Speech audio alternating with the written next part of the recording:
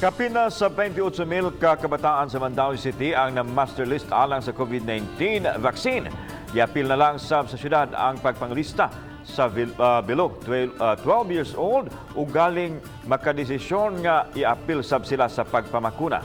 Ang detalye sa report ni Nico Serino. Sa nagpadayong master listing nga gihimo sa dakbayan, kapina sa 28,000 ka mga minor de edad ang ilang natala. Kapin 18,000 niini nag-edad og 12 hangtud sa 17 anyos ang age group nga mo'y sunod target sa COVID vaccination program. Samtang kapin sa 9,000 ang kabataan nga nag-edad 0 hangtud sa 11 years old nga giapil na lang sab sa pagpanglista aron mausara sa master listing. In case nga moingon na sad sila that we can administer certain mga vaccines to these lower than 12 years old, and we have the list already. Murag kaisa ra siya nga agi sa ato ang pag-master list kasi mobalik na sad ta. We're doing house to house at the same time online man nga registration. Padayon pa hinuon ang master listing ug dili pa matino pila gyud ang gidaghanon sa mga minor de edad sa Mandaue.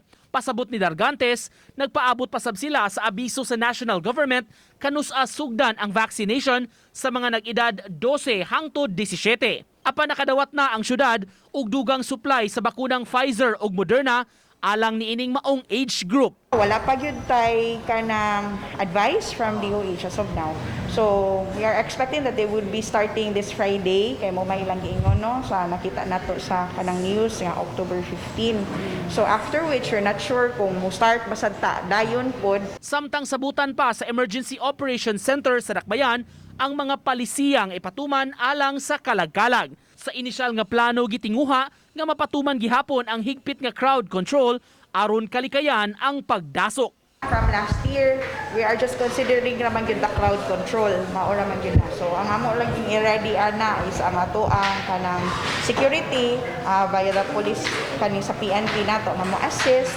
And then kanang naalag yung mga marshals. Uban ni Godfrey Relien, Nico Sereno, Balitang Bisdak.